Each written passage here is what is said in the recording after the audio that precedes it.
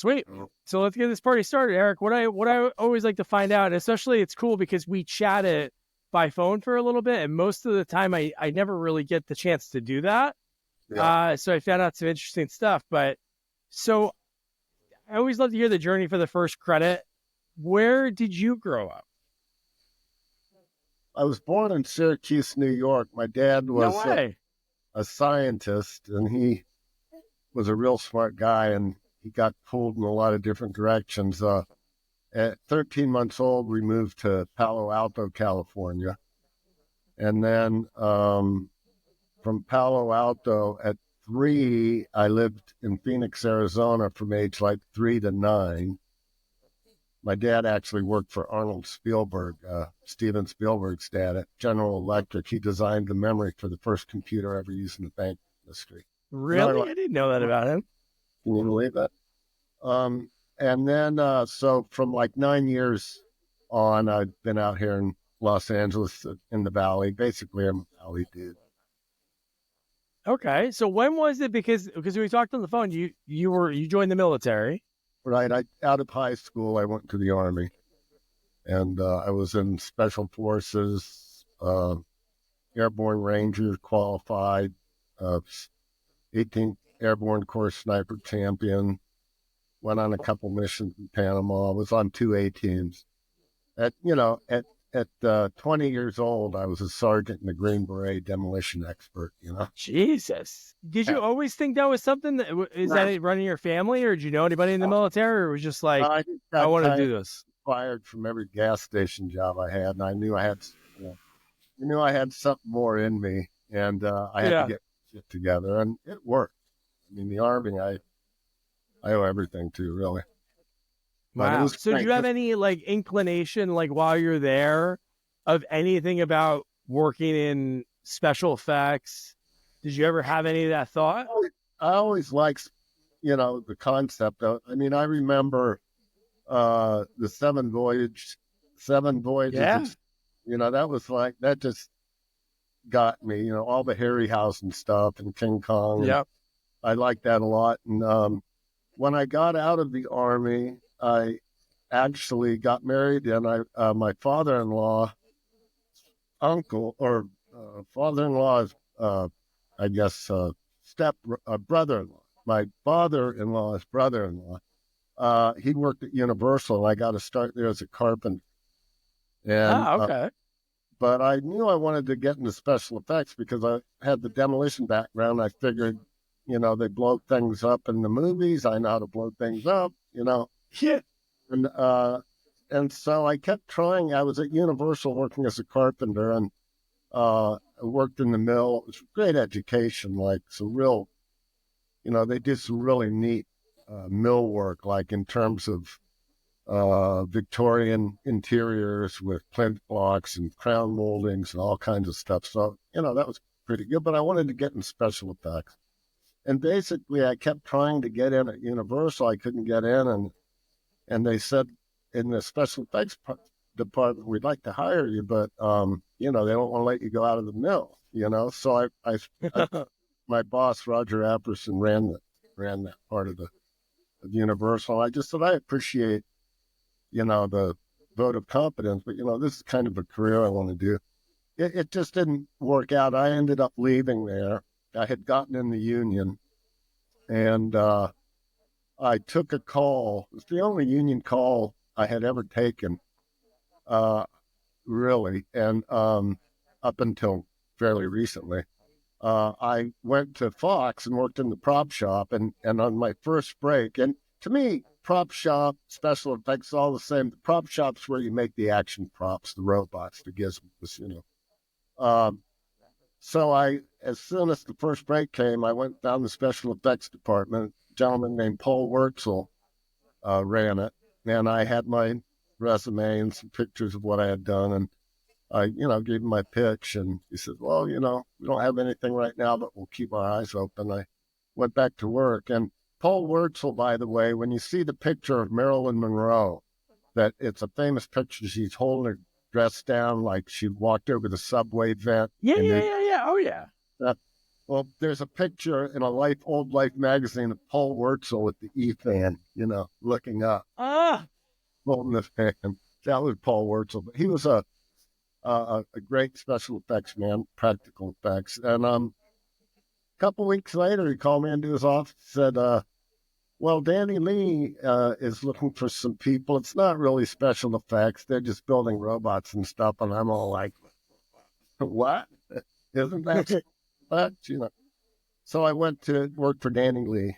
And that really, he was kind of my first mentor who, taught me how to break down scripts and how to plan and budget special effects. And I was there for about, I think, 3 or 4 years.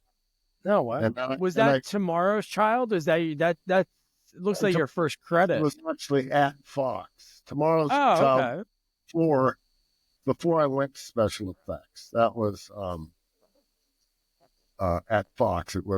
We were working in the prop shop. Mark Knoll and I worked on that together. Mark Noel, he's pretty much known now as the motion-based guy. He has the big motion bases. All the pictures since the beginning of 6-dock motion bases in our industry, Mark's done 90% of them.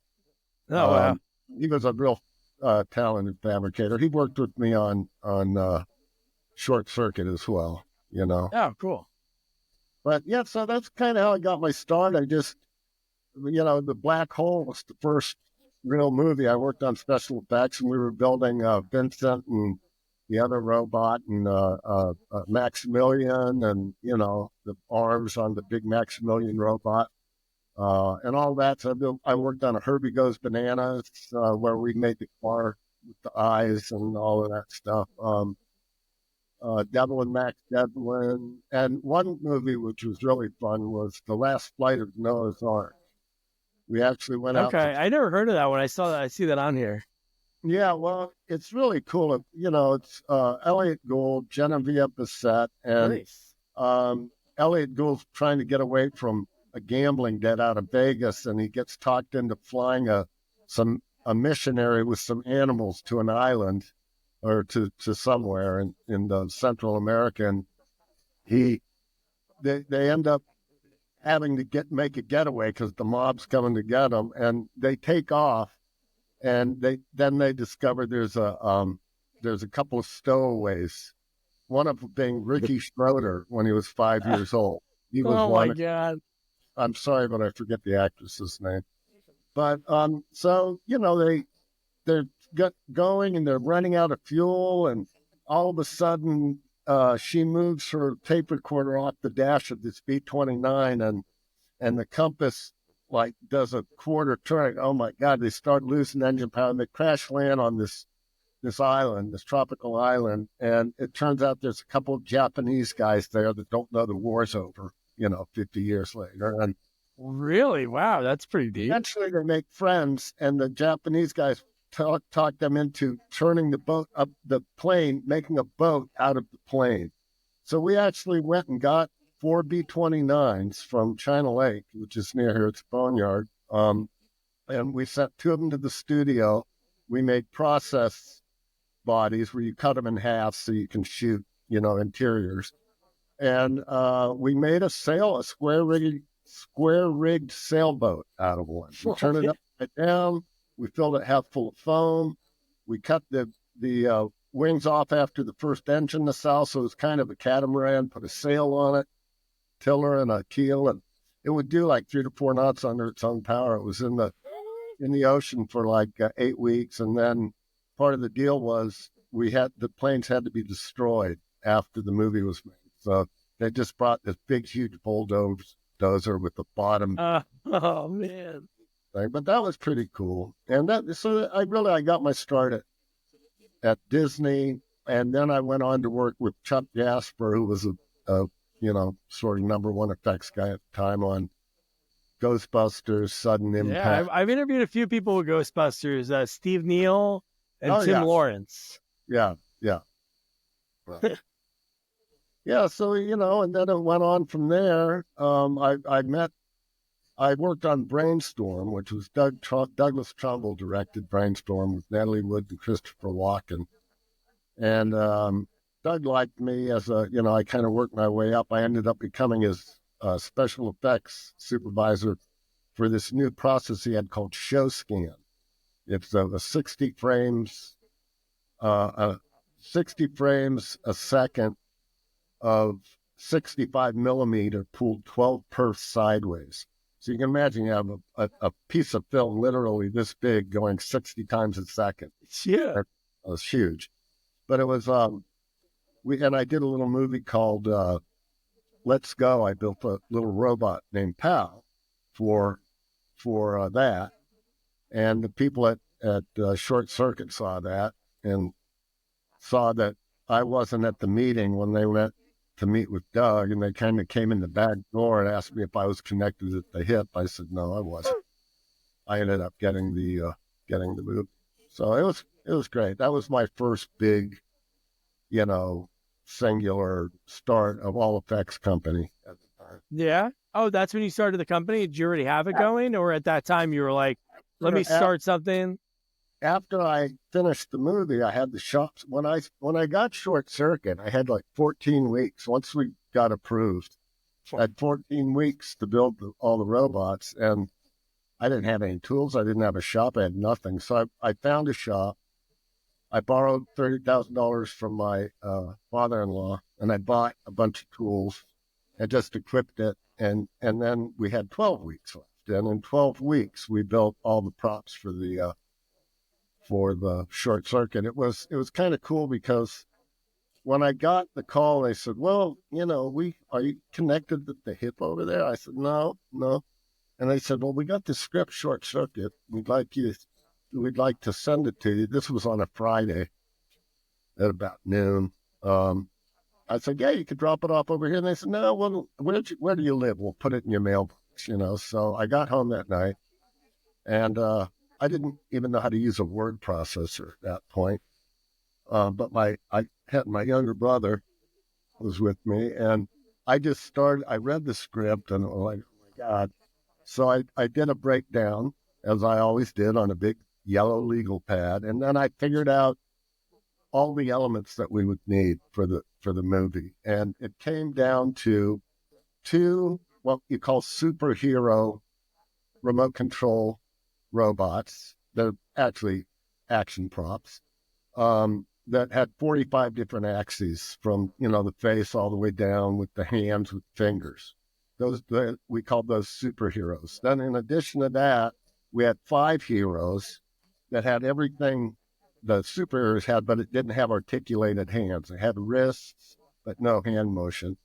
Then we had 7 stunt robots, which had all the same exterior appearance and chassis, but no motors in them. And as we needed to rig different ones for different things, where he falls off the truck, goes over the bridge, whatever, we would do that. And then we had 2 sets of insert arms, because if you're going to do a close-up of him picking up a Coke, you do the master, then you get the insert arm and just have it pick it up. And 3 hero heads, and all of this stuff, when I read the script, I came up with during this 2-day proposal I was doing.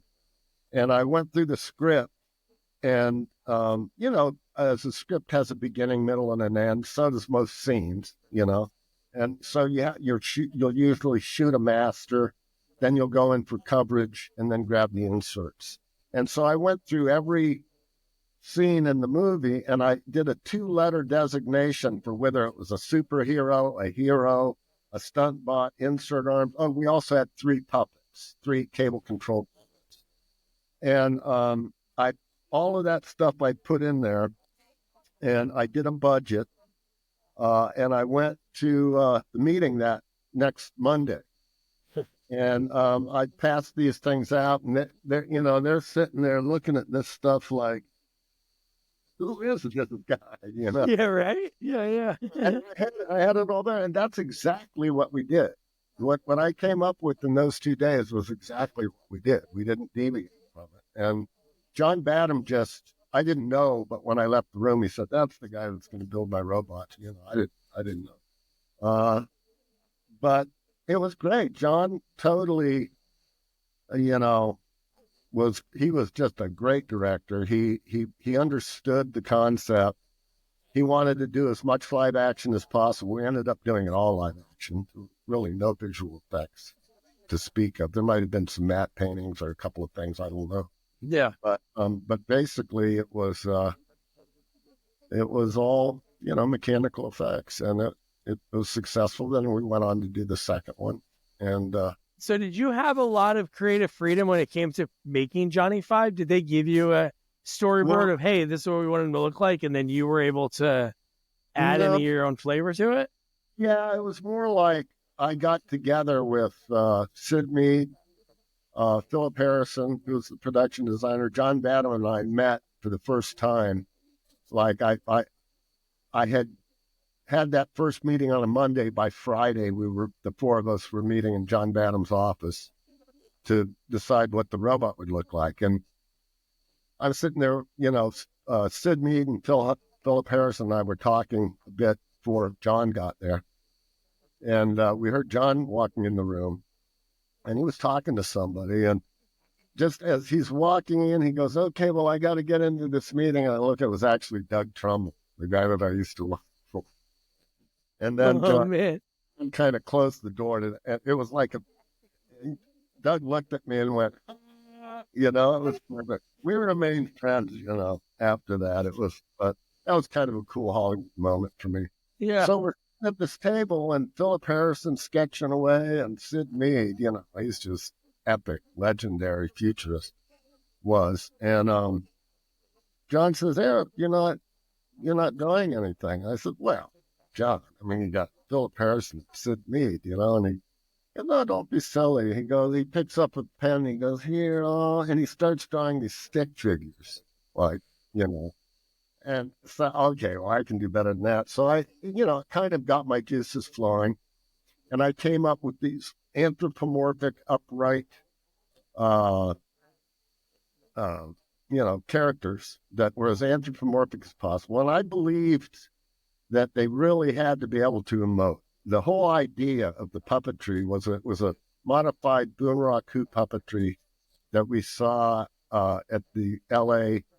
Contemporary Museum of Art. They were doing some renovation or something, but Bruce Schwartz was a Bunraku puppeteer, and Doug had the idea of how can we marry that to a action prop. So that's basically what we did. The idea was to get the human as close to it as possible.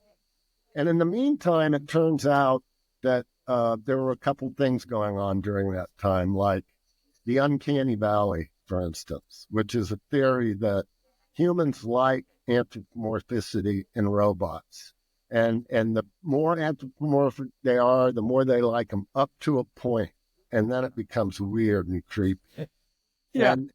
And I think Johnny Five is kind of living proof of that, because we knew we had to give him the things that we have to emote, to display emotions, and that was a big part of the thing. And so this whole uncanny valley thing, it's like, to me, nobody wants a robot that has this black glass face that's standing over them, and nobody wants a robot, a better than average looking human being.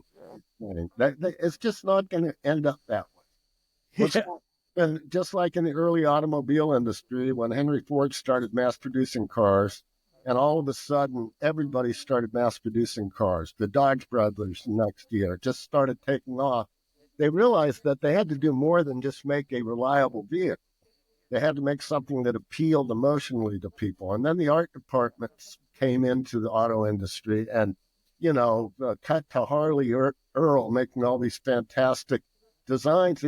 A car is more than just going to buy a utilitarian vehicle. It became an emotional attachment to the thing. Well, imagine now you're going to have anthropomorphic robots that are bright enough to actually interact with us in environments made by humans for humans. Well, not only are they going to have to be able to move around and function, but people are going to have to like them. And if they're going to like them, they're going to have to like what I call their robonality, which is basically, the robot version of personality, a distinct sets of characteristics that add to its unique being. And so I think now the robots are really starting to come around, and who knows, 20 years from now, I can only imagine what it's going to be like. I really believe that companies that are successful selling robots are going to be the ones that take that more, kind of make them like a character in their own right. They don't, a bigger screen, like Chappie, for instance, in the movie. What was the movie Chappie was in? I can't think of it. I think I should know this. Was that the name of it? Yeah. You're talking about the one with Tom Hanks? No. Chappie was the one where he got kind of it is called Chappie. With Hugh Jackman. I got it. Right, Sigourney Weaver. Okay. For example, the movie Chappie. Now they did a great job. The CGI was great. You couldn't really tell that wasn't a character there. The nonverbal language that it did with its body movement was great, but it had a monitor face, and that's the only criticism I have of the movie. Is they should have taken it farther. They should have given him a three-dimensional characteristic face of his own that would have been able to do more of the emotion, because the monitor at the end of the day is a monitor, and you're just not going to get the same thing. And there's, if you research nonverbal communication in humans, there's so much that deals with the facial expression, such a huge part of it. I mean, you instantly know if somebody's sad, if they're happy, if they're angry, if they're inquisitive. You know all these things just based on their expressions. I think robots are going to end up being the same thing, and I think the ones that sell more of them are going to be the ones that give people what they want. Friendly robots with a good robonality. So there. That's my robonality pitch. Yeah. My daughter sees the one at Walmart that cleans. Yeah. And she's so scared of it. Because out of nowhere, it just changes directions. It doesn't come close to people, but she sees it and she freaks out. Even the supermarket by me, they have one that checks to see what is getting low in stock. It goes through and scans all the shelves to see what needs to be refilled.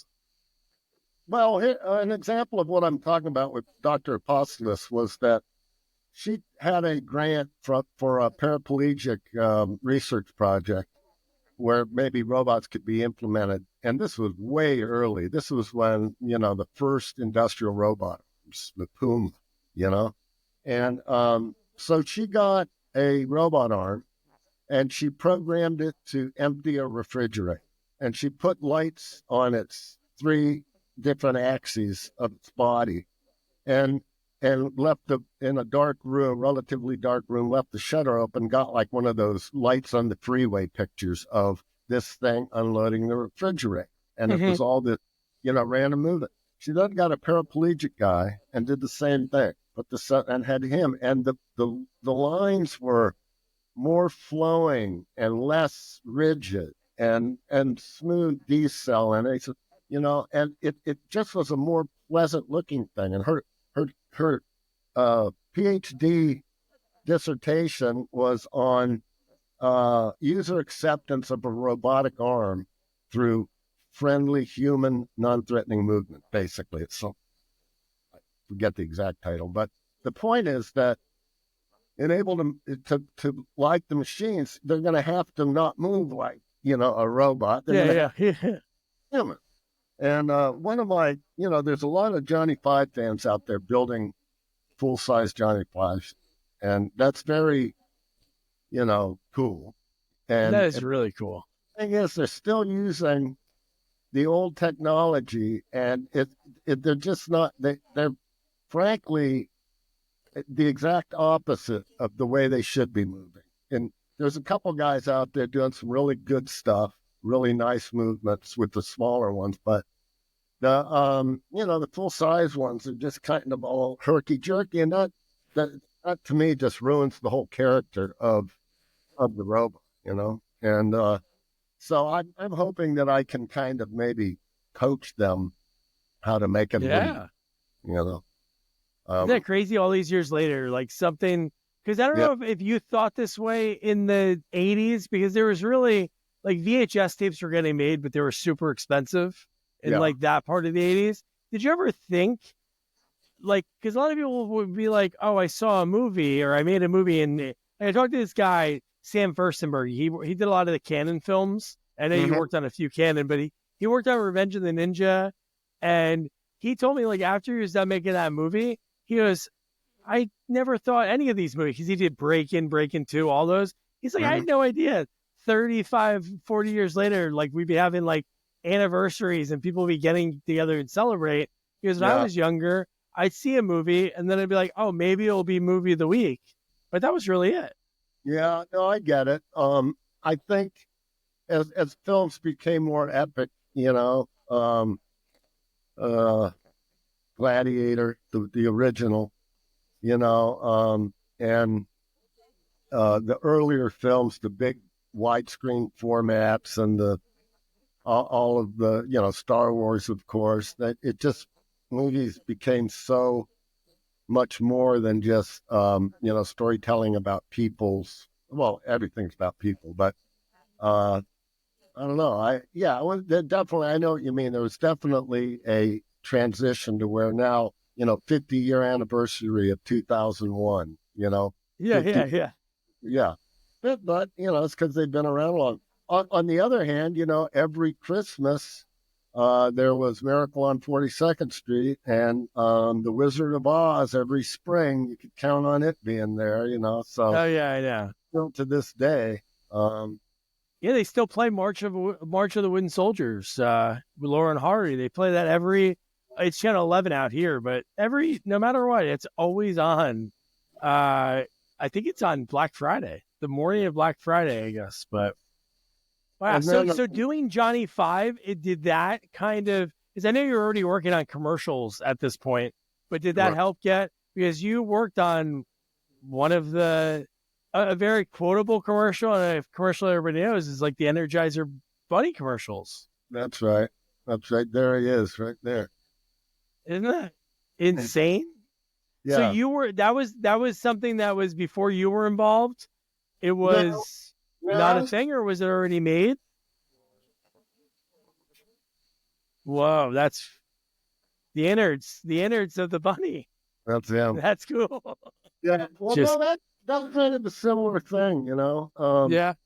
I was originally, this is after my company was going, and, things were going really well. I was working for a guy named Bob Abel. He did a lot of really high-tech commercials, and I was his guy for a while before he went out of business. He always spent more money than he had making his commercials great, and So I had a guy working with me who was like kind of my lead guy, and he somebody that he knew at RSA USA had contacted me, and through him that he wanted that about this commercial, and this was BBD Needham was the ad agency, and it wasn't going through commercials at this point. The very first ad, as you know, or you either know or don't know, that there's a Duracell bunny in Europe, and Duracell, which is the competitor, and it's a little snare drum pink bunny, and somehow during the 1989 or 1988 when they first approached us, there was some sort of contractual thing where there was a fight between Energizer and everybody was doing these ads with batteries where they were comparing themselves to the other guy, So they made a commercial where they had sort of parodies of the little snare drum bunnies. They looked almost just like the Duracell bunnies, but they were different colors. They were purple and blue and stuff. and the copy was, a lot of battery companies advertised that they are long lasting, and then one at a time the little bunnies would stop, but nothing outlasts the Energizer, and here comes the Energizer bunny.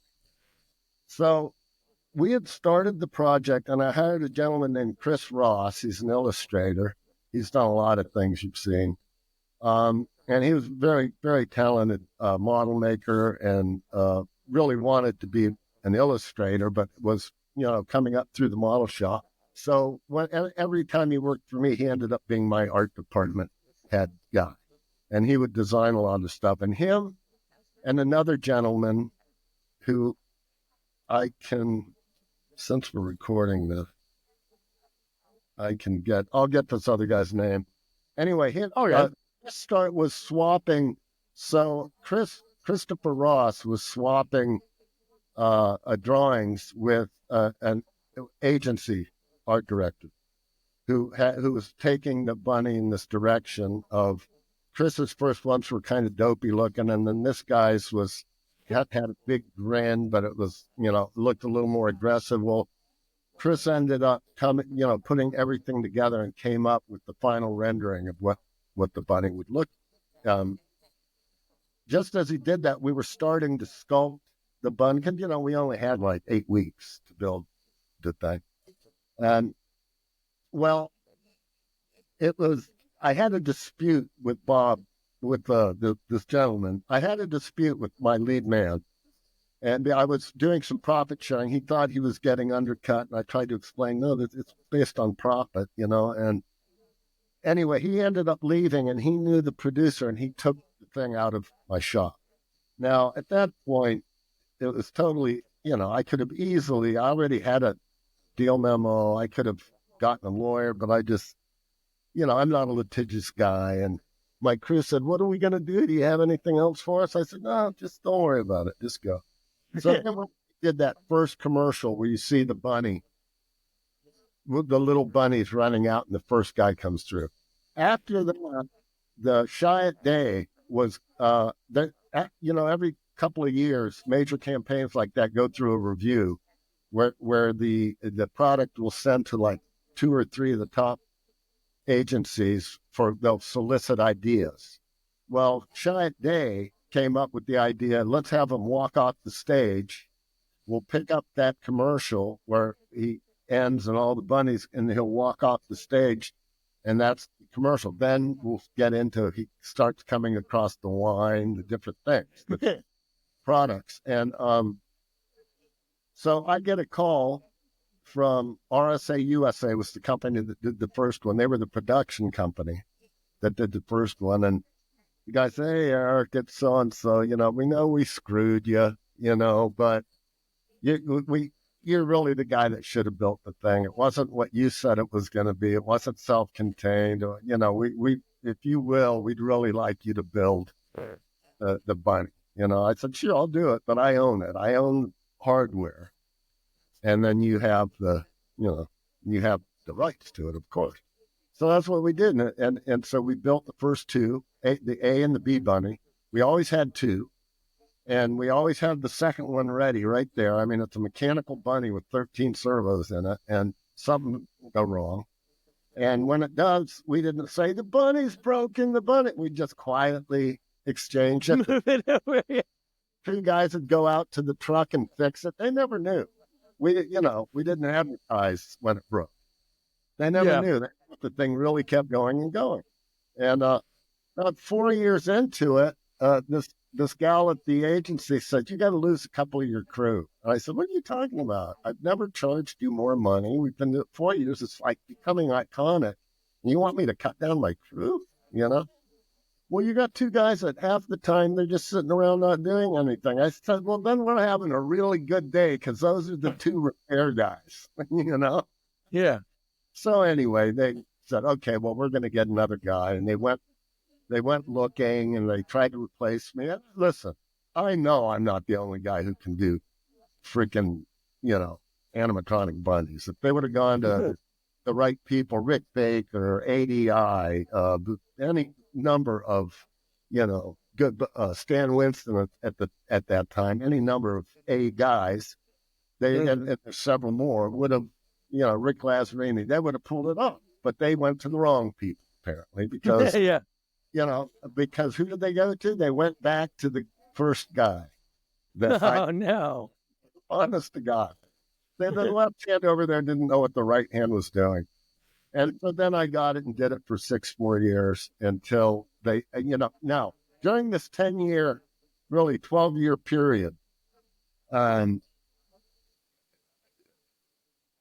this 12-year period, I realized I had subsequently gotten to SAG. I realized I got screwed on Short Circuit because I drove Johnny Five every frame of that movie. I didn't get paid SAG. I really should. Really? Yeah. And the Energizer Bunny, they made the argument because Section J6 of the SAG contract, which covers puppeteering, said if the character's operated by rod, hand, or wire, then the performer is entitled to the same SAG benefits. Well, that was written in the 40s. What did they know about remote control? Yeah. So I just said, okay, I was brain dead. I was going through a horrible divorce, and it was just like, you know what? Get another guy, to use your own terms. And because I was sitting there in my office thinking, this sucks. What am I going to do? All of a sudden, the fax machine where you get things in fax goes off like 12 new Bunny commercials. I think, salvation. Because I had spoken with them the year before and said, you guys you got it. It's time. 10 years, $200 million a year for 10 years has been your budget. And you can't, pay me. Hired me twice, come on. And they said, okay, we agree. And the client, who had a good relationship, said, the client has no problem. So when I called, I said, we're doing these SAG, right? No. I said, okay, get another guy. And they said, well, it's our bunnies. And I said, I'm sorry, you don't own any bunnies. I mean, they just, and it's really what kind of killed the campaign, because I don't know why, but it took them 2 years from that day that I was getting those faxes and they wanted to do it, roll off another 12 commercials till they did another one. And they had some pretty capable people that I knew, but they just, for some reason, they didn't pull it off satisfactory. And when the review came up, they lost the contract, and now it's a computer, So that's there's my sour grapes. Yeah. And, nobody can take away the things that I've accomplished. And I've just found that whenever I've been involved more than, like, here's a blueprint, build this, which I've done plenty of, and, and that at all, the projects have really been successful. Johnny Five from Short Circuit, the Energizer Bunny, Bill Condon. I worked with Bill Condon when he was writing FX2, and a lot of my ideas were the whole green screen thing. And I mean, we did things on that I was brought into the tent, so to speak. It wasn't like, get the back lot guy out of here. We'll handle this. We'll tell him what to do. I really gelled with everybody on that. And we did things like, there's a scene where Raleigh Tyler is coming down a fire escape trying to get away, and he's under the Brooklyn Bridge. Well, the Brooklyn Bridge was a 10th scale model, 12 feet in the air, and he was 40 feet in the air. And, I suggested I told in our meetings, said, we can build a miniature bridge, and he'll be up. Well, how do we hold? Well, you put a split diopter, which is like half a lens, just tape it to the front of the camera. And, and they said, well, what's that going to cost? I said, we'll probably have about 6 or 8 man days into it.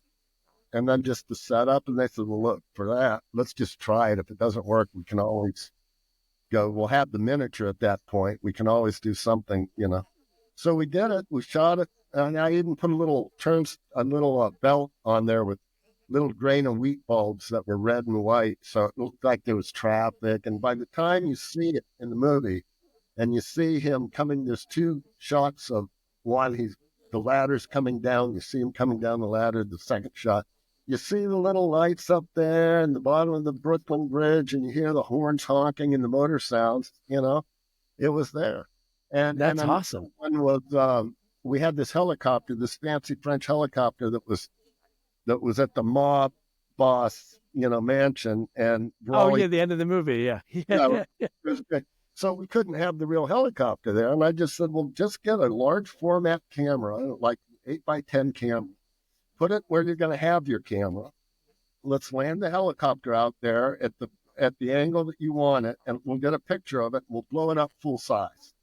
and I'll put a motor with some PVC pipe on it to make the blades, So we did that. And, when you were standing right there looking at it, it looked ridiculous because it was all, out of shape by standing there. But when you were at the point of the camera, it looked like the freaking helicopter as if it was sitting there. We even had it cut out, and we had the actor sit up on apple boxes, behind the thing. And it worked out great. And we had a lot of shots like that, which is really kind of cool about the whole FX movies. That one in particular is that there's a lot of effects people just would never even realize it is. Yeah. It wasn't visual effects. It was real. It was just, we're working with a 2-dimensional medium in this case, and so there's a lot you can get away with. And another Did movie, you try any of those camera tricks before, like prior to this? Yeah. Like, did it make it to the screen? Yeah. I mean, cool. I was reared by Doug Trumbull and Richard Urasich were a couple of my mentors, and I didn't do a lot of that stuff. I did motion control for Doug, mostly build track rigs and camera stuff, just reconfiguring existing equipment, stepper motors and drives and that sort of thing. But yeah, the world of, when I started, motion control was was kind of a new thing. It wasn't used that much. And there was no such thing as CGI. It was mostly large-scale miniatures or stop-frame animation or things like that. So I just was fortunate to come up through that period of time and worked around some really good people and observed, what they did. And then when I applied it myself, it worked. And another notable movie that I worked on was The Class of 1999. Now, this is a Vestron. Oh, yeah, good movie. I interviewed Patrick Kilpatrick. Right. And I was the visual effects supervisor, second unit director, creature effects supervisor. I mean, it was the whole thing. And I didn't, it's probably was the best opportunity I ever had, and I totally blew it because I was in an interview with a magazine, and I was kind of just talking off the record, and I dissed the director, and this guy writes this article and I said, "What the fuck are you doing?" What? And Mark calls me. And I'd say that was the biggest open mouth A insert foot B I've ever done, because he gave me more latitude and a bigger part than anybody ever had, even Short Circuit. I mean, he had me go when I first read the script, because morphs were a big deal at the time. Everybody was doing morphs. And I just, for one thing, you don't have a lot of money. So to get all these expensive visual effects, it's going to take away. And I kind of said, instead of having it do this, why don't you have her rip her arm off and it's a flamethrower? Well, so we went through all that, and he says, "Listen, I got 2 new writers. Go meet them at, whatever hotel they're at tonight." And so we went and rewrote all these scenes, and then we did it, and I directed all of the special effects scenes in there, the second unit stuff. It was just great with Pam Grier, J.P. Ryan, and Patrick Kilpatrick. Oh, dude. Yeah. Audrey McDowell, it was just incredible. So, Mark, I'm sorry, man. But I was my own worst enemy, which, happens sometime with creative people. But that was great. And then Stuart Little was good too. I got nominated for an Oscar for visual effects. I did Stuart Little himself was a CGI mouse. Even in the scenes where the car is way out there was a CGI mouse. Never had. That was the studio edict. And everything else pretty much was live action. I'm sure they did a lot of other tricks I don't know about because they're really good. But for the most part, all the boat stuff, the car, all of and all of that was actual mechanical. Did you expect a nomination? Is that something that you ever thought about, like on any movies you ever worked about? Anything, it would have happened for Short Circuit. But at that time, because we were actually, they have a thing called the cook-off, where the select committee of visual effects people, which I was on a couple of years, a long time ago, you go through all 700 titles of movies that are eligible for a visual effects. And then when one comes that somebody wants to talk about, you talk about it and run it around. Usually it's because there's a guy from ILM, there's a guy from Apogee, there's a guy, there's a guy from effects. And so, I did my short signal. So they call it the bake-off. They boil it down now to 10, but it used to be 7 films that can win the Oscar, but they're gonna take it down to 3 or 5, whatever. It's changed over the I think it's 3 now, or maybe it's 5. I don't know. So we got to that point when we did the bake-off, and then when I went up to give my little presentation, I said, we're just really proud that there's very little visual effects in this in terms of animation, or I think it's all live action, and if you can imagine, shooting on a 16-week shooting schedule in the rain with 15 robots and blah blah.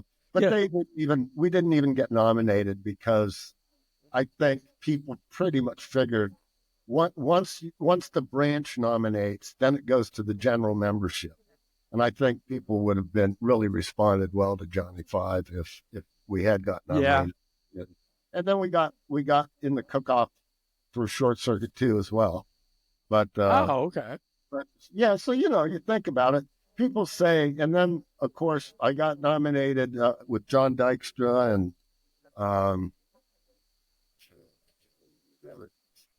if it matters, we can get it. But John Dykstra was the visual effects supervisor, and I was the mechanical effects supervisor. So along with his team, I was nominated, and it was cool. I really needed that at that time, Yeah.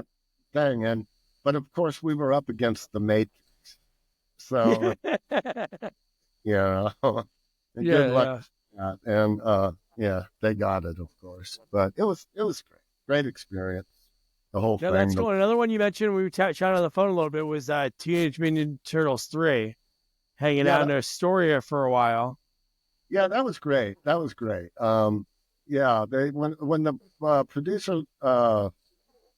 When the producer came in and had to have a meeting, and he dropped the bomb. He goes, "We're going to do Teenage Mutant Ninja Turtles 3, and we're taking bids." Terry Morse was his name. He was the unit production manager, I think, maybe line producer on the third one.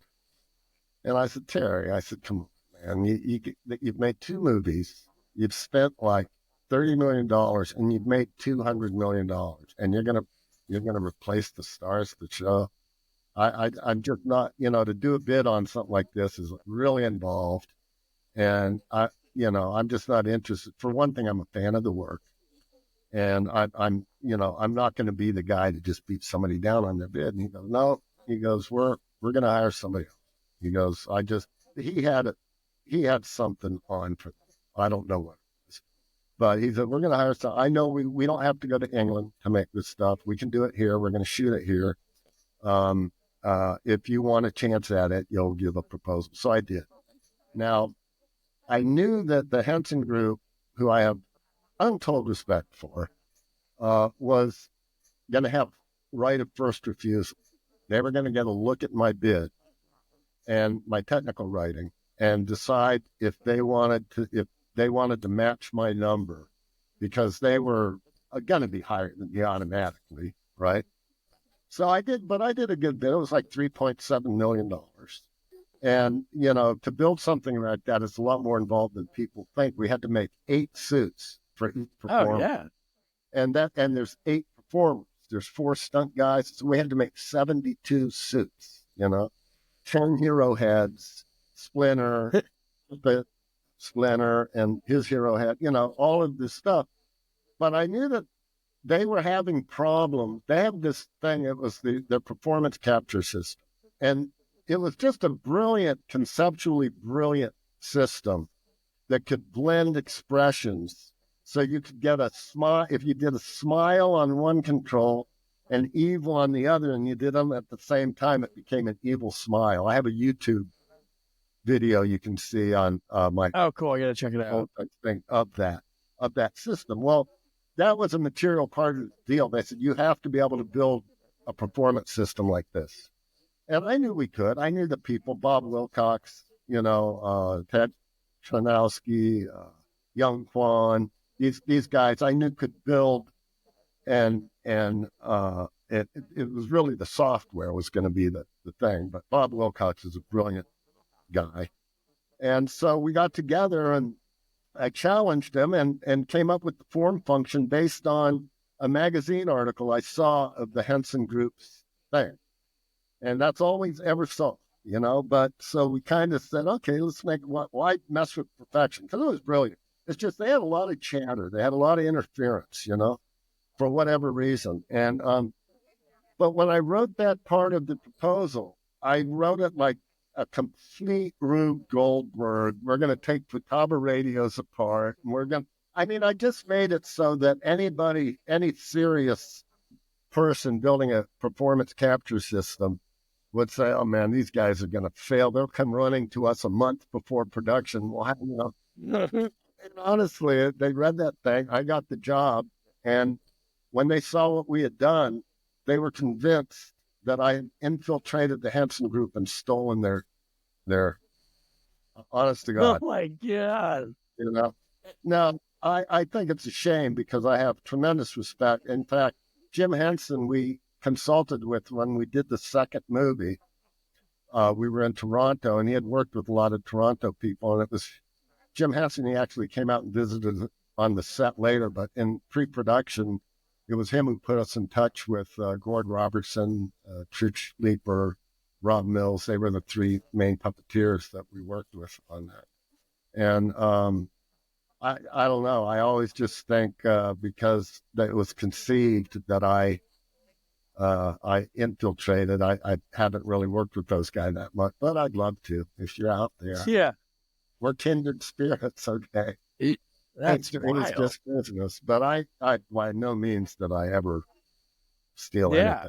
We just had a. What was the hardest thing about, like, when you're obviously building the suits? You have the time to do that. Obviously, it's always under the gun, but like while operating the suits, was that something that obviously you've worked with robotics and everything, but was something? Because I remember Matt was telling me he was the stunt guy in Raphael. Right. He told me how odd it was that you just shot it in the summer in the story, right? Yeah. Yeah. Yeah. From that standpoint, that's why you have 8 suits per guy. Okay, day one, the guy's in a suit. At lunchtime, he gets out of it, cools off, gets in another suit. Okay, now at the end of the day, you got 2 sopping, wet, sweaty suits. Ugh. Yeah. They to the drawing room, which is we were at an old school. So we had several rooms. We set one up with heaters and fans and racks, and you dry them out. And you take antibacterial spray and spray them down, make sure that it's all sanitary. The makeup effects people in Hollywood go a long way. Sanitary procedures are huge. I mean, if you're gluing stuff up, if you're giving them dentures, you're giving them, and these guys are really good at it. So we set up this room. So day 2 now, you use 2 more fresh suits, and the 2 suits are in the drying room all day. Day 3, 2 more suits for the guys, 2 in the drying room, and 2 repair and paint. And get any scuffs on them, get touched up, ready to go. And then you have 2 spare, because somewhere along the way, an arm's going to get ripped, and you're not going to have, And that's what you do for every one of them. And then each stuntman and each actor had a handler who was just a dresser who would stay with them the whole time. We took hair dryers, took the heating elements out of them and put them on batteries so they could stick them in the mouth to give them air. And suit performing takes a unique individual. I've been in a couple of them, and I've got to have something I could rip off a head in a second. So like Tom Woodruff from Alien, when I worked on Alien Resurrection, you would see Tom, there's this alien sitting in a chair, and you go up to Tom, this guy was Zen, and they blew him in the thing. It's very claustrophobic. He was so Zen. He did all the underwater shots with a slit in the glued on head. He'd go in the water. He had rehearsed with the stunt coordinators what to do. And when he was out of air, he'd raise his hand, they'd rush in and shove a regulator in the throat of the alien. Jesus. Imagine, keeping your cool in that, I can't. But he was like one of the best I've ever seen. But anyway, so for the turtles, yeah, that's what you do. And you just keep rotating that stuff. As far as the electronics, Dwight Roberts was sort of he was the head of the electronics. Well, not the electronics, but the servos and the mechanical fabrication. And he had made everything really quick change. So servos could easily be replaced if there was a problem. And I think we replaced 2 on the whole movie. I mean, they just worked phenomenally well. And it literally got to the point that, we had the Splinter Hero had 8 hero heads of the 2 of each of the thing. We had a 10th head, which was Michelangelo without his bandana on. They were going to do a scene like that. They decided not to. So we had these 10 hero heads. We had 9 of these performance capture systems we had made. So you have, and they had 16 axes of Waldo. We had 9 of these performance capture systems that had 16 axes of Waldo, and the 16 axes and all these axes, and they just worked really good. Well, guys started, we started playing with electric cars, and then I got a guy to come in and put a racetrack on the parking lot. And we glued plates down to bump stops, and I told guys, listen, I'm all for this, but I'll tell you what, every morning we come in, and here's the checklist, and there's 148 axes of movement of all. Said when every one of these checked off, you can go play with your cars. And we must have spent, I don't know, 150 hours playing with our cars. That's stuff awesome. just worked phenomenally. It really. Yeah, you gotta have fun while you're doing it. But no, that's pretty cool. Did you ever keep any of that stuff, or is that in a museum somewhere? I ended up selling a lot of it. I did this movie Virus, and oh yeah, it got to a point. When I was awarded the contract or the job, when they told me I was going to do it, I had like $2 million and 24 weeks. By the time they gave me a go, it was $1 million and 12 weeks to build the 2 big robots and puppets of each. And by then I was on Alien Resurrection. My whole crew was tied up. Hollywood crammed, and I had to hire 70 people I didn't know. And it was a disaster. I mean, it just didn't, right? And after that, I just decided, I didn't get it. I got into this business because of the success of what I had done, the characters, and I didn't get in it so that I would have to just take a job because I got to keep the place going. And to keep the lights on, like you're working just to work, Yeah, I just threw up my hands and said, I didn't get in this to do bad work. So that's when I closed the shop down. It was after that I ended up doing Stuart Little. So I just went on the road with my stuff in trucks, and like most effects people, when you get a show, you end up in a shop somewhere. There's a lot of really well-established shops now. There weren't so much back in the day, but I just shut it down and went more freelance style, and still did some neat stuff, Yeah, no, that's cool. No, that's good that you planned ahead. When I talked to Howard Berger, he talked about like one of his first jobs was for early jobs, Stan Winston for Predator. Like the second suit, they were at the end of the budget when they had after that, Jean-Claude one looked terrible. And he said like they only had like one pair of hands, one pair of feet. So like if something went wrong, it was like screwed. But at the end of the day, because he was the only one with like a truck or a Jeep, he'd bring the smelly suit into his apartment and he'd stick it in the bathroom with a dehumidifier. And he's like, you would see the gross stuff, but he's like, I had to do it. And it's so crazy when you hear somebody say that for a movie that when you really look back on it, it's kind of like the scene. He was sort of involved with that scene in Aliens when they used like the garbage bags to make like the queen alien. But even in Predator, he was like, it was kind of like goofy looking. But when you watch the movie, you wouldn't think that at all. Yeah, when you say they used the garbage bag to make the alien, was that Bill? Who made the? I'm trying to think who worked on it, but I know Howard was there. Whenever I watched the documentary on aliens, it was the one on Netflix. He's not one of the guys that was operating it, but it was really just in the back of Winston's studio, and they just filmed it and made it look like it was there. Pretty wild. Yeah, yeah. It is kind of amazing to me because the first time I really got involved with makeup effects was on Class of 1999.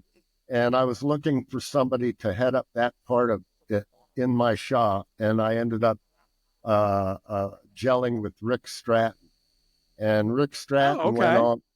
Now, he had done a lot of low-budget stuff over the years. And, he was coming up. He's a really talented guy. And he had done some big movies, too. And he was getting there. And we worked together on that, and he came into All Effects as my, I call them the skin hangers. We built the animatronic stuff, they'd hang the skin. But, obviously it's a very collaborative thing. He went on to do all of the Alien Nation TV series and get a couple Emmys. Oh, yeah. He was good buddies with Steve Neal. Steve Neal was good buddies with him, yeah. Definitely. Steve Neal was there for some of that stuff, too, yeah. That's awesome. Yeah. So Eric, we're right at like an hour. I have a few more questions. Obviously, with you, it's not like I can cover all the every single credit. But one that I watched last night, which I think is still one of those movies that it just is so unique. It's so well done. Big Fish. Yeah, Big Fish. That was Tim Burton. It was worked on the crew, the effects crew. I wasn't supervising anything. But oddly enough, the guys at Legacy, it was Stan Winston at the time. I don't think it was Legacy yet. It was still Stan Winston, right? There was a scene where they had to have their fish in the pool, and they had tried something and it wasn't working. And Stan Parks, who was the special effects supervisor that I was working for, suggested, well, Eric's got that track, he did the boats on Stuart Little. Maybe let's talk to him. I was already working on the movie, on the crew, and I said, sure. So we set up the same track system that we used for the boats, similar system, I mean. And we got the Big Fish in that, that was pretty. That's awesome. Yeah. And, but other than that, it was fun. It was crazy because we're in Alabama and it flooded, man. I mean, we literally had sets, buildings that were 12 feet tall, completely underwater. It was unbelievable. And at one point, we're somewhere in a barn. The guy who's lending the land, who's leasing the land where they're making all this stuff. So I said, you know damn well that storm was going to be flooding. He goes, okay, I also own the gravel company. Tons of trucks coming in and trying, it was insane. But, that was a unique experience. Tim Burton, he's a difficult guy. He's very moody, and I don't know. That was a weird one for me. But, I'd say one of my best experiences with directors was I worked on Sudden Impact for Chuck Gasper, me and Hal Seelig, crew guys. So we did all the work under their tutelage. But man, I tell you, Clint Eastwood, what a director he is. Just incredible. We'd work 8, 9, 10-hour days, 5 days a week. He'd save a couple of shots for a Saturday because if he brought the crew in, they'd get 12 hours. So instead of whatever the minimum was. So he'd save it. We'd shoot for 2 hours. Have a nice weekend, guys. Incredible director. I heard he's the coolest guy. Like I talked to, now you mentioned it, I've talked to like 3 or 4 people that helped this guy, Larry Hankin, write his book. And he was in Escape from Alcatraz. He's like the 3rd lead in the movie, I would say. And he talked about how great Clint was. I talked to another actor. You know him too, Jeffrey, because he was in Back to the Future too. Jeffrey Wiseman, he took over for Crispin Glover in the movies and in part 2 and 3. Did a little. I built the okay gun but And Oh, okay. But yeah, anyway, so he worked with him on a Western, and he was like, Clint's there, like when there's like the dinner, like when we're eating, he's sitting right next to us, like, hey, how you guys doing? It's like, wow, this is like really yeah, cool. I think Sudden Impact's a cool movie because he was dating her at the time. yeah. So she When he was the, said, "Punk, make my day," for the yeah, first time, yeah, yeah. wondering what's his catchline going to be. What's his catch? I know. Script, I think it's a catchphrase here. What's it going to be? What's going to be? You Yeah. don't think we're going to just let you walk out, do you? Yeah. And I'm down there on the nail board, ready to go, and we start banging off everything in the diner. Yeah, that was Yeah. else. That's a badass movie. Good Yeah, ending scene, like at like the abandoned, well, I'm not abandoned, but late night, like little yeah, carnival kind of thing. Like that was cool, man. That's a yeah. great That one, movie. in fact, when they did the thing where he falls on the unicorn, and Yeah. well, me and Hal are up on top of this 100-year-old Ferris wheel, and it's like, quit. We got to go. We're up there with buckets of breakaway glass and stuff that we're going to dump as if he had just fallen. Chuck Gasper had carved the unicorn horn that they stuck on him, and so just at the end he just goes like this. He was already in place. So the carpenters get up there and they put some 2x12s up for us to get on, and we're up there. The thing starts moving, and these big dang things start going on. I'm thinking, oh my God, if one of those, we're going to break it. And somehow it just, everything missed. It didn't break any bone. It didn't, that was crazy. That was something I'll never forget. Just at that moment, like we're shooting. I yell, cut? No, I don't. Happens, and thank God everything That's a missed. good one too. Yeah. That's a good one. It's so funny that you mentioned that. Like the line that people talk about is this. That's the fourth film. Yeah. So in the fourth film is the line that Right. people associate Dirty Harry with, and they're really Right. thinking of that original flick. But it's like, no, it's the fourth installment, which was more of a Sandra Locke movie than his movie. Like he's in it, but not as much. But you get there's some great parts of the movie. Pat Hingle's great in it, and it's just it's a really well done movie. I got to rewatch that. Yeah, we even did when he gets shot in the forehead, the one rapist gets shot in the forehead. We worked with the makeup department, and we ended up gluing a dime to his head, and we used a D80 1/16, which is a little teeny round flat bullet hit. And then we put I forget what kind of organic mass we put in there, and they glued a skin on. And if you look, the guy looked like a unicorn, but with flat lighting, you couldn't see it. So when he shot, if you're looking there, you're thinking, this is ridiculous. That's never going to work. But you see it in the movie, and it worked perfect. And blue. So Eric, I have a few questions. Thanks again for taking the time. What would you say? I know it's so hard to narrow it down. So just name like maybe one in your head of your like top 5 or top 10. But when was the first time when you saw your work on screen that you were like, oh my God, I did that?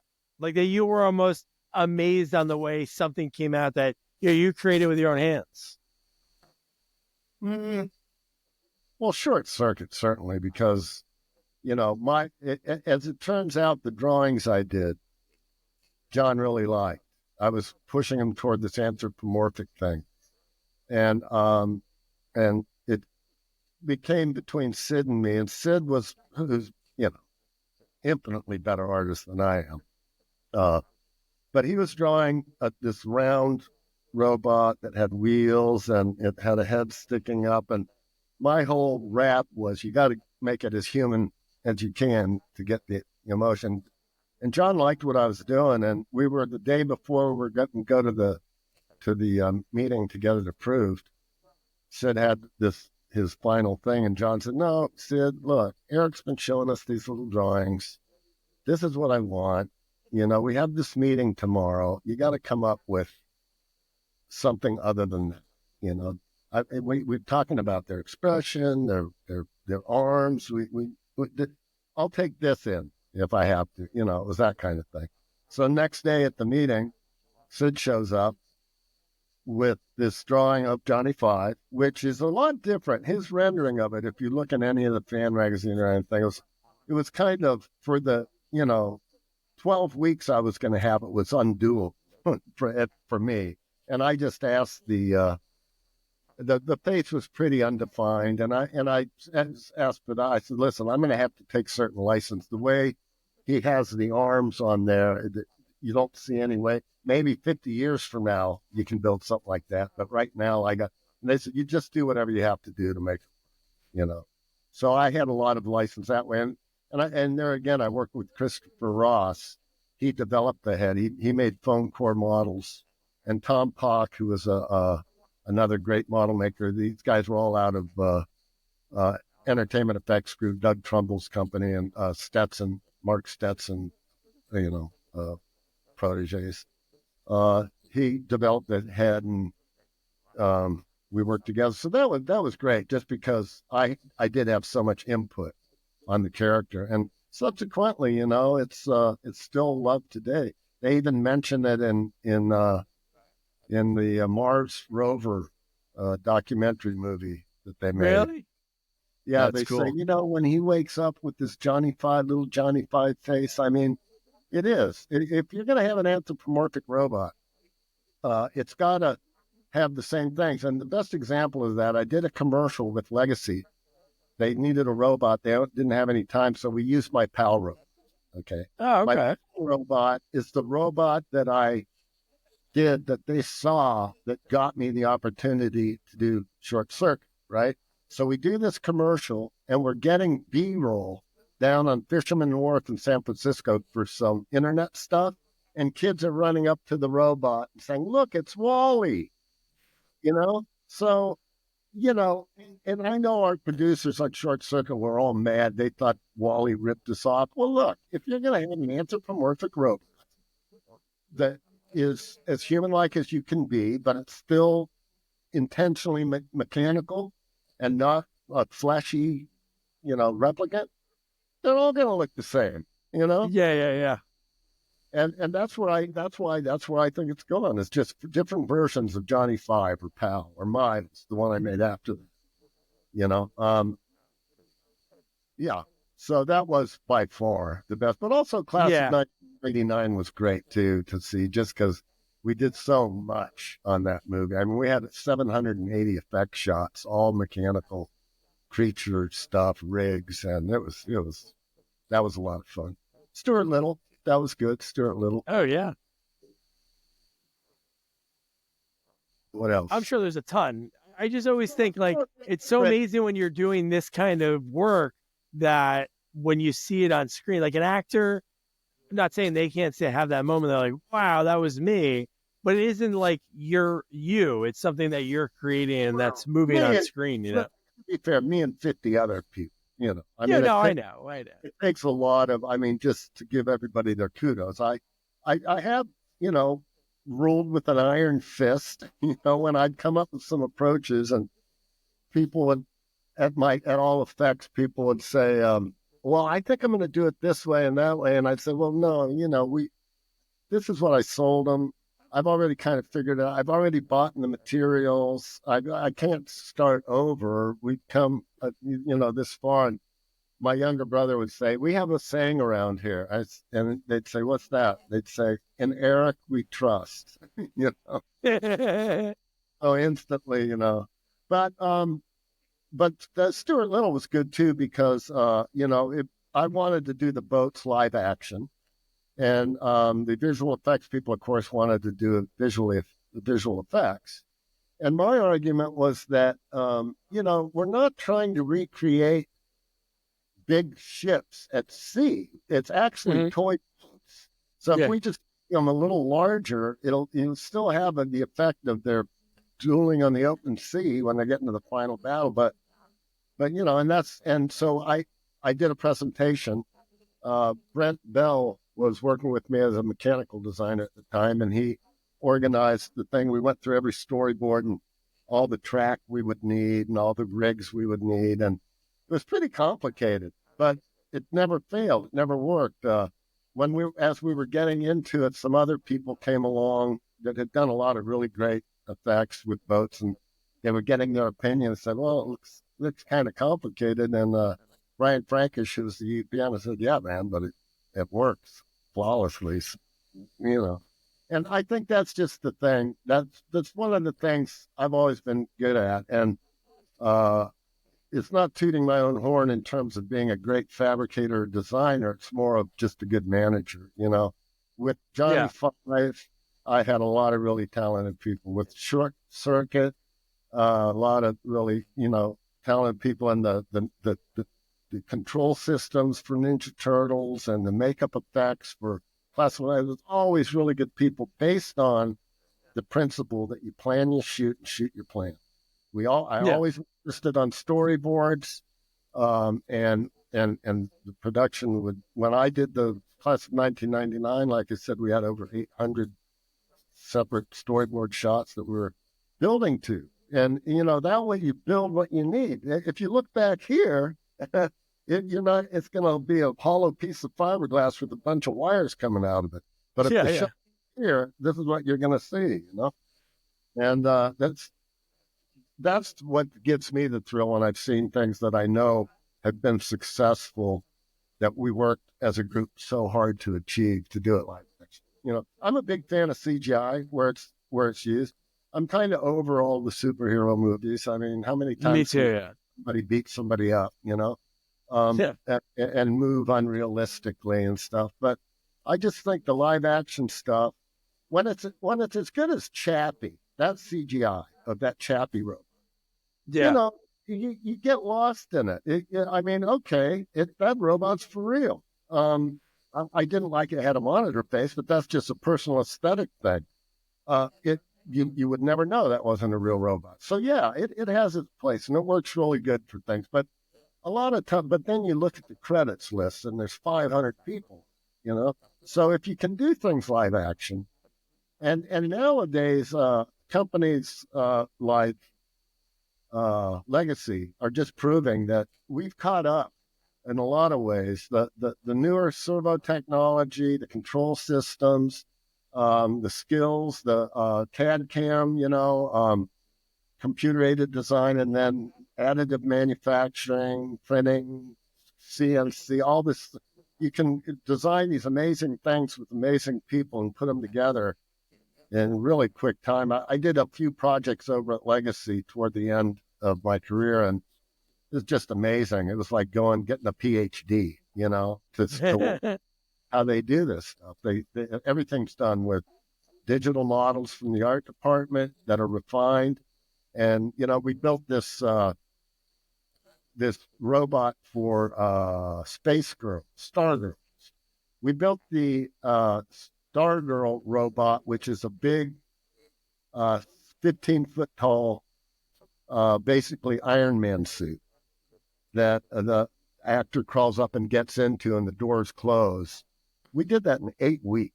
And it was just amazing to think about that. I was the lead mechanical designer that built the stuff. The guy, I was working like 3 inches between hard centers of the exterior of this thing and the interior where he's going to be. And you have to make this frame that holds these 400-pound arms. And, you know, it's like 5 weeks into the project and you start hanging the panels on there. They got to fit. They just got to fit. And they do, because everybody's on the same page, you know.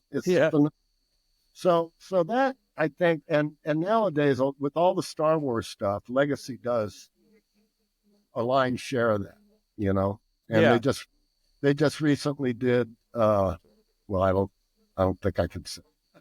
Anyway, they did the lion's share of the Star Wars stuff these days, and it's all, even, you know, Guru is a little puppet, and now they're taking him to the next step. And, you know, he's getting more and more. It's just really good stuff. And when the actors work with that stuff and they have it right there to interact with, Oh yeah, you could tell it's more legit. Like you can tell sometimes, even if it's the best planning for CGI in some movies, you can just look at the eye line and you're like, they're not looking at that ghost that's in front of them. Like it's not even like close, or like whatever creature that they're trying to create. No, it's so great when you, even when it comes to like stunts, it's like when you have that feeling when you're watching a scene and you know that all the elements are like real, like everything's there. You just appreciate it more. But like you said about the Marvel, I saw like the first two Iron Mans, and it's just too much. It's way too much, not real. Yeah. Yeah. And the Energizer Bunny too. Who didn't love to hate the Energizer Bunny? Oh, and now I know. goofy cartoon that Keeps like, going and going and going. Yeah. Yeah. I'm sure that guy made a fortune, you know? Yeah. Hey, Eric, this has been so much fun. Last question, because you kind of mentioned it earlier, and I wrote it down. Did you ever, just looking at your credits, I wouldn't know if you ever bumped into him, because I know he does a lot of producing, but did you ever bump into Spielberg and mention like the connection at all? No, sort of that you guys have? No. It's true, because like I said, my dad worked for his dad. Yeah. And whereas he was being encouraged to play with his cameras, I wasn't. And you know, why my dad just said, "Oh, I'll let him go over and play with Steven," you know, for whatever reason. But it was actually Spielberg who saw Pal at a screening of Showscan, the Pal robot, and he told Adam that, you know, I know you're looking for a robot. You should go check out this Pal character. Wow, look at that. No. And apparently when they saw my name on the credits and I wasn't at the meeting, they approached me through the back door, basically. And then, and even after Short Circuit, I was offered the Time Machine, you know, Spielberg. Oh, okay. And I wanted to keep my shop and build it at my shop, but they wanted me to go to the studio, so I declined. Probably one of the stupidest. I also was the guy, when they approached me for RoboCop, I said, a guy in a suit, I don't think it'll work. What the hell do I know? Yeah. No, I just thought it was really cool if you guys connected. Like, it would have been like a weird little, like, yeah. Yeah, it would. But I mean, it is what it is. You know, So are you still working? Like, if somebody called you and said, hey, we need something. Yeah. Sure. I mean, I would supervise, obviously. I have done some things like from Marvel.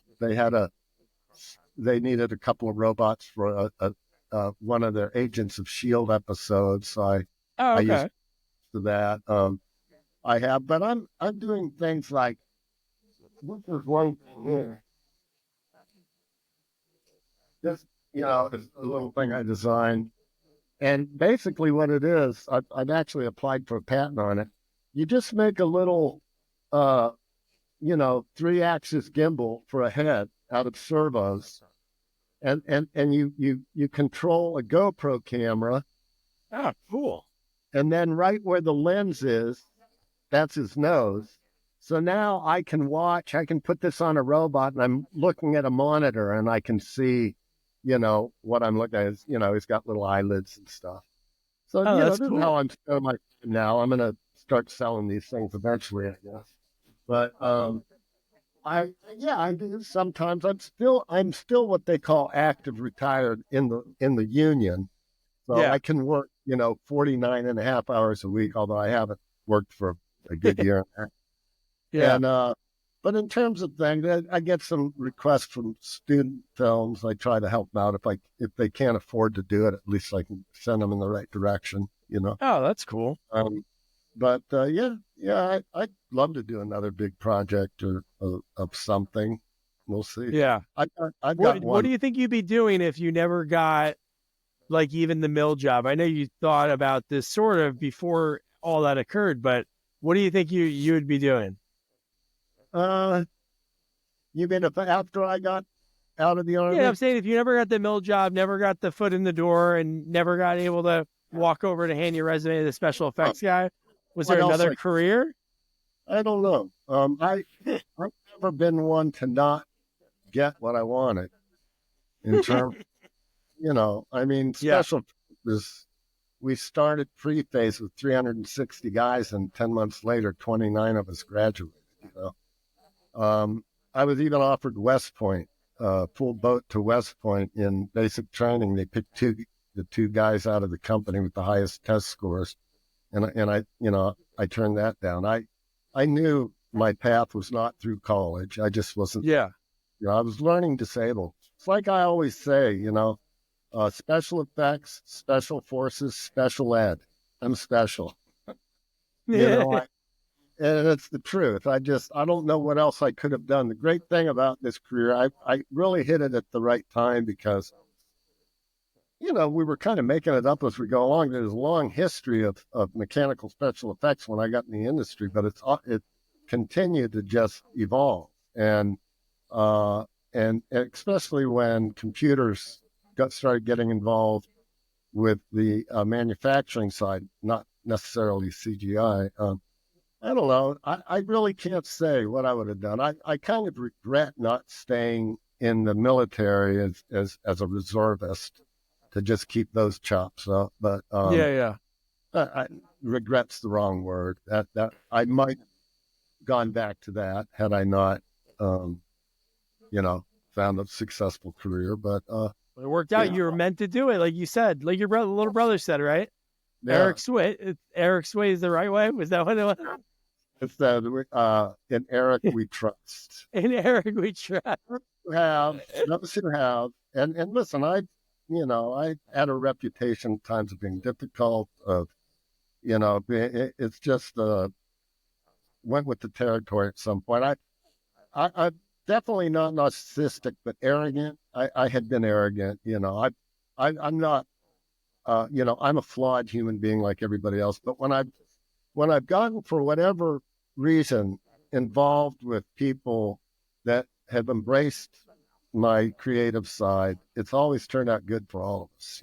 Short Circuit, Energizer Bunny, Ninja Turtles, Stuart Little, bunch of commercials. And that's, I just like being brought into the tent, So come on, man. Yeah. Me in. Yeah, right. Eric, thanks, man. This has been great. This will probably be out September, October, and what I'll do is I'll shoot you an email when it comes out, and really appreciate you taking the time getting back to me. Okay, man. I hope you have enough to edit it into. Oh yeah, man, that was a lot of fun.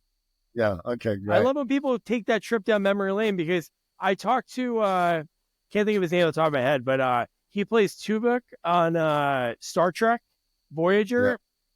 Tim Russ.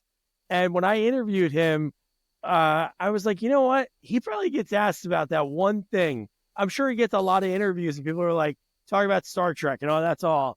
So like from the beginning when I started this, I always thought people appreciated like almost remembering the beginning because people don't really talk about the beginnings too much. It's always like, hey, let's talk about the year you hit 60 home runs or your greatest year. It's like, what about the other years, the early years when you were just like, barely making the team or, just getting started in the industry. So I'm happy. I'm happy we connected because what an amazing story just to get to that first credit that you were a Green Beret. Like that's what a direction, Yeah, that was pretty cool.